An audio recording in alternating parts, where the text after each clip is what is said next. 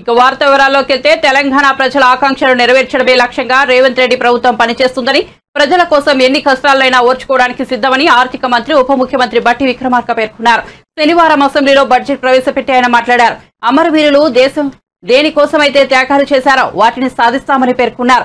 ఇనుప కంచెలు బద్దలు కొట్టి ప్రారంభమైన ప్రజాపాలన నిరాటకంగా కొనసాగుతుందని బట్టి చెప్పారు. ధనిక రాష్ట్రంలోనూ ప్రజలు కష్టాలతో సతమతం కావడానికి గత ప్రభుత్వ విధానాలే కారణమన్నారు. కొందరి కోసం అందరూ అన్నట్లుగా గతంలో పాలన కొనసాగిందని బీఆర్ఎస్ పై విమర్శలు గుప్పించారు.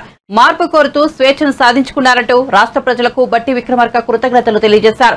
తమ ప్రభుత్వం మాత్రం అందరి కోసం మనమందరం అనే నూతన స్ఫూర్తితో పనిచేస్తోందన్నారు. 6 గ్యారెంటీల అమలుకు ప్రాధాన్యత కల్పించడంతో పాటు సంక్షేమం, అభివృద్ధి ధ్యేయంగా బడ్జెట్ ను ప్రవేశపెట్టినట్టు చెప్పారు.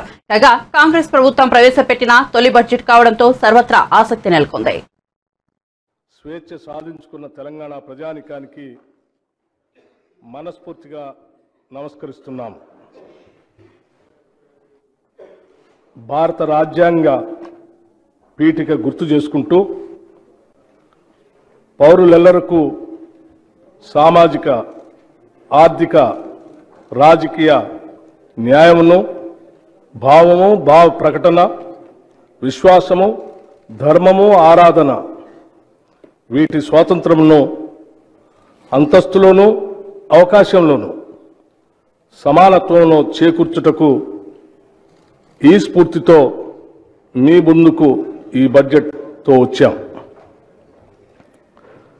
తెలంగాణ త్యాగమూర్తులు ఏ ఆశయాల కోసం ఆత్మార్పణ చేశారో వాటిని సాధించడం కోసం, వారి కలలను సాకారం చేయడం కోసం, వాటిని ఆచరణలోకి తీసుకొని రావటం కోసం ఈ సమావేశాల్లో మా కార్యాచరణ మీ ముందు ఉంచబోతున్నాం.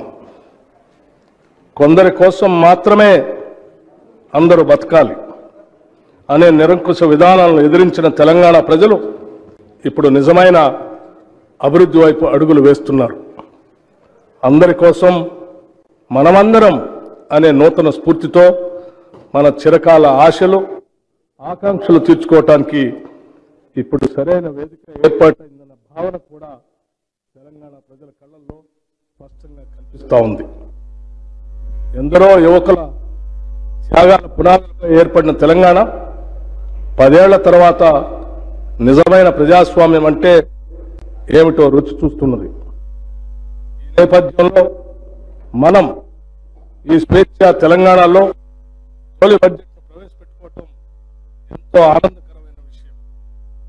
సమాన అవకాశాలు 54 దరఖాస్తులు వస్తే వాటిలో 14,951 ఇళ్ల కొరకు, 8,927 భూ సమస్యల గురించి, 3,267 పెన్షన్ల గురించి మరియు 3,134 ఉద్యోగ కల్పన గురించి వచ్చాయి. ప్రజావాణిలో వికలాంగులు, వృద్ధులు, మహిళలు మరియు పిల్లల కొరకు ప్రత్యేక కౌంటర్లను ఏర్పాటు చేసి అదనపు సౌకర్యాలు కూడా కల్పించాం. వైద్య సేవల నిమిత్తం వచ్చే రోగుల సహాయార్థం ఆరోగ్యశ్రీ కౌంటర్లను ఏర్పాటు చేశాం. ఒక పోర్టల్ ద్వారా ప్రజావాణి దరఖాస్తులన్నింటినీ నమోదు చేసి అవి పరిష్కారం అయ్యేదాకా వాటిని పర్యవేక్షించడానికి కలెక్టర్లకి, శాఖాధిపతులకి ఆదేశాలు ఇచ్చాం. ప్రజావాణి సక్రమంగా నిర్వహించేలాగా ఒక సీనియర్ ఐఏఎస్ని ప్రత్యేక అధికారిగా నియమించాం. సంపూర్ణ ప్రజా సంక్షేమమే కాంగ్రెస్ ప్రభుత్వ ప్రణాళిక.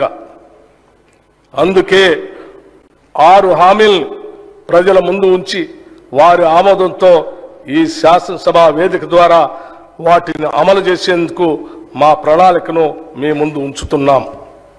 హామీ ఇచ్చిన 6 గ్యారంటీల్లో 2 గ్యారంటీలను మేము బాధ్యతలు స్వీకరించిన 48 గంటల్లోనే ప్రారంభించి కాంగ్రెస్ ప్రభుత్వ చిత్తశుద్ధిని నిరూపించుకున్నాం.